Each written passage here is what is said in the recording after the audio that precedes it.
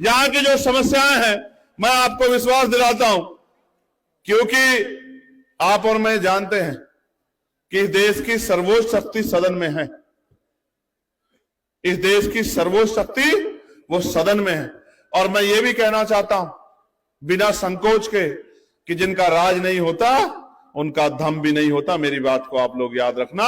इस देश में सदियों धम यहीं से पूरी दुनिया में गया, और अगर आज वो अल्पसंख्यक की प्रतिकोण में आ गया है, दायरे में आ गया, तो हमें ये हमारे लिए चिंतन का सवाल है कि कहां कमी रही है।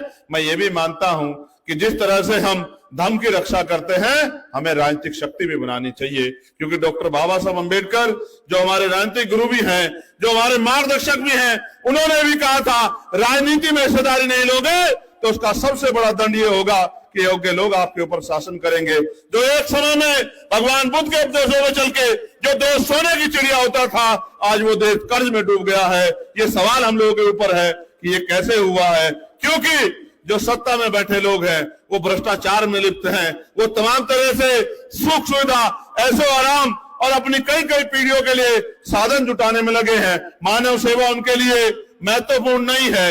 आज इस क्षेत्र में जहां हम खड़े हैं, इस पवित्र स्थल पे मानव और टाइगर के बीच एक बहुत बड़ा जो है झगड़ा चल रहा है, मानव टाइगर कॉन्फ्लिक्ट। इसमें मैंने पार्लियामेंट में भी आवाज उठाई और अपने मंत्री जी से भी कहा, और मेरे क्षेत्र से मैं आपको बताऊं कि आज ऐसा लग रहा है कि मैं नगीना में खड़ा हूं, क्योंकि मेरे यहां खुद में नगीना में भी मानव और बाघ का, लेपर्ड का एक जो है युद्ध चल रहा है, और 24-25 इंसानों की जान लेपर्ड ने वहां ले ली।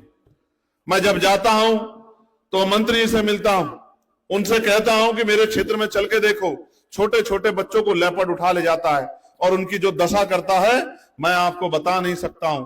और इसी तरह की जानकारी मुझे यहां में मिली है कि यहां भी टाइगर का और मानव का आज की सरकारों के लिए जानवर जरूरी है, इंसान जरूरी नहीं है। इसका खामियाजा भी हमें भुगतना पड़ रहा है, जबकि इंसान ही है जो सबके बारे में सोचता है।